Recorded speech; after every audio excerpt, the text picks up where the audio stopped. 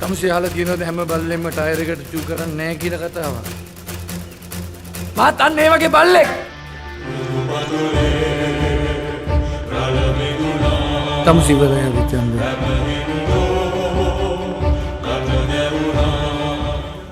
සිංහල සිනමා ඉතිහාසයේ මෙතෙක් නොවෝ විරු මහා පෙරලියක් තිරගත වී දින 50ක් වැනි ඉතා කෙටි කාලයකදී රුපියල් මිලියන 500ක මහා ආදායමක් වාර්තාවක් තබන්නට ධර්ම යුද්ධ දෙක සමත් වෙලා තියෙනවා.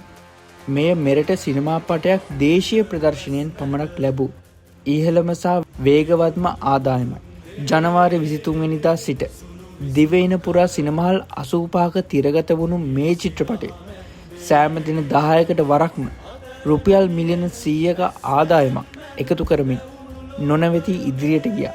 පළමු චිත්‍රපටයටත් වඩා වැඩි ප්‍රේක්ෂක ප්‍රතිචාරයක් ලැබමින් ලාංකේය ප්‍රේක්ෂකයන් නැවතත් සිනමාහල් වෙත ඇදමැද තබා ගන්නට හරිචන්ද්‍රගේ මේ දෙවැනි පරිච්ඡේදයේ සමත් වුණා. Dead cannot cry out for justice. අලවුන්ට යුක්තිය ඉල්ලා කෑ ගැසිය නොහැකි.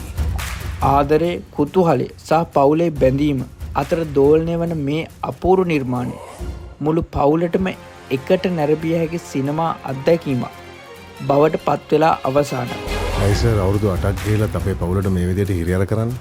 සිනමා කර්මාන්තයේ මීළඟ කඩේම සංටෝහන් කරමින් ධර්ම යුද්ධය දෙක තැබූ මේ අති දැවන්ත වාර්තාව මොන ඔඩියන්ස් එකද කැමති වීරයා හිර යනවට?